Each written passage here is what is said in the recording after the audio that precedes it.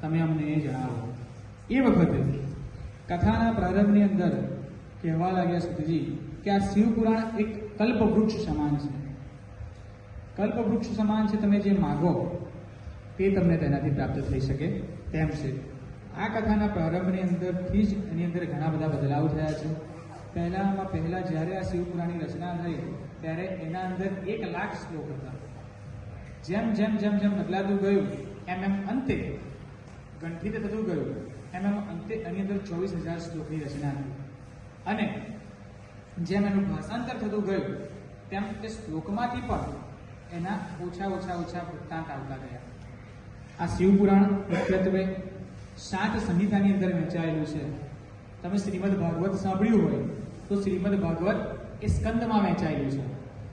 તમે રામાયણ સાંભળ્યું હોય તો એમાં બધા કાંડ આપેલા છે, બરાબર? બાલકાંડ, સુંદરકાંડ, ઉત્તર ચૈત્રકાંડ, બધા કાંડ આપેલા છે. અને આ શિવપુરાણ એ સંહિતાઓમાં વહેંચાયેલું છે. એના અંદર મુખ્યત્વે પહેલી જે સંહિતા છે તે વિદ્યેશ્વર સંહિતા છે. બીજા નંબરની અંદર રુદ્ર સંહિતા આવે છે.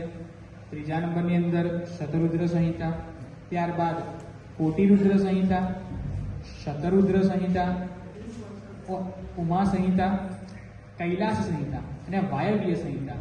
હવે મુખ્યત્વે 7 સંહિતાઓની અંદર આ શિવપુરાણ વહેંચાયેલું છે. અને આ કથાની અંદર ધ્યાનથી સાંભળવાથી અને જીવનની ઉતારવાની જે અમૂલ્ય વસ્તુઓ છે તે આપેલી છે.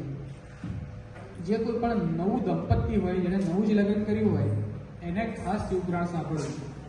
એને જીવનમાં ઉતારવા જેવું શિવપુરાણમાંથી ઘણી વસ્તુઓ પ્રાપ્ત થઈ શકે તેમ છે. વિદ્યેશ્વર સંહિતાના આરંભની અંદર કેવા